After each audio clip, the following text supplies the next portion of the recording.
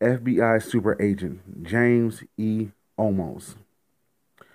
James E. Olmos was a very early black FBI agent who joined the then Bureau of Investigation in the wake of the James Wormsley Jones.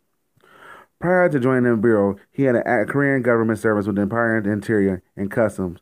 He was also Burns International Detective Agency investigator, an organization similar to the world-renowned Pinkertons. And most important post prior to joining the Bureau was then President Theodore Roosevelt's bodyguard and attendant. For 12 years, he followed the president on his outings and was around during the most important moments.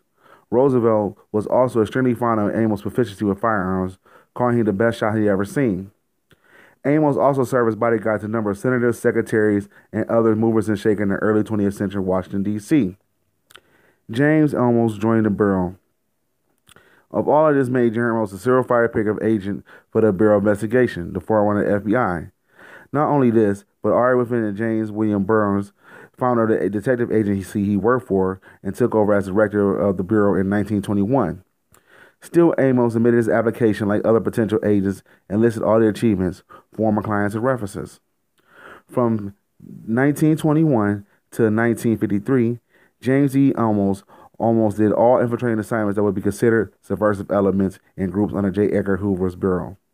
His career saw the midst of several landmark cases in the FBI history, such as the Handhunt for Murder, Inc., a group of hitmen who did murders for the American Mafia.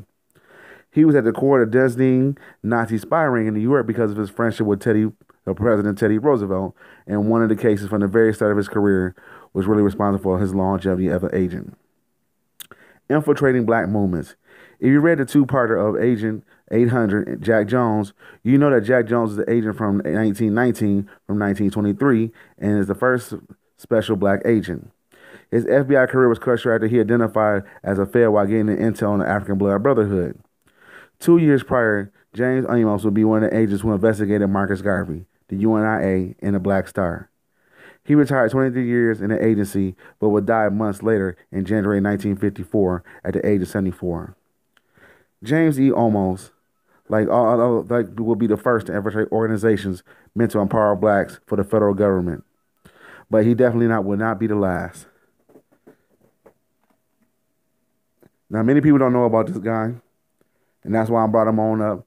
Like I said, he got caught trying to infiltrate the Black African Blood Brotherhood, but he infiltrated Marcus Garvey in the UNIA.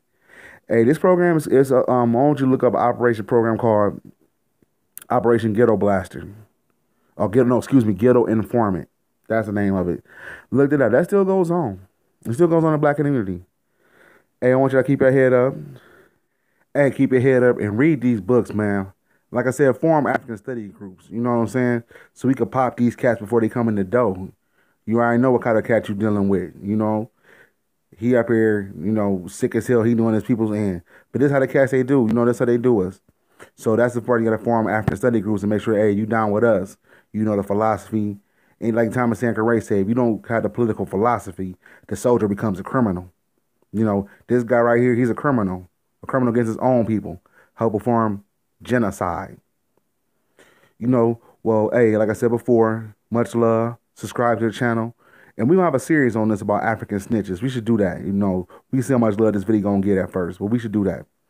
If it get a lot of love, this video get a lot. I do that. Do Dr. Perry, Frank Lucas, a couple other snitches like that in the Black Empowerment Movement.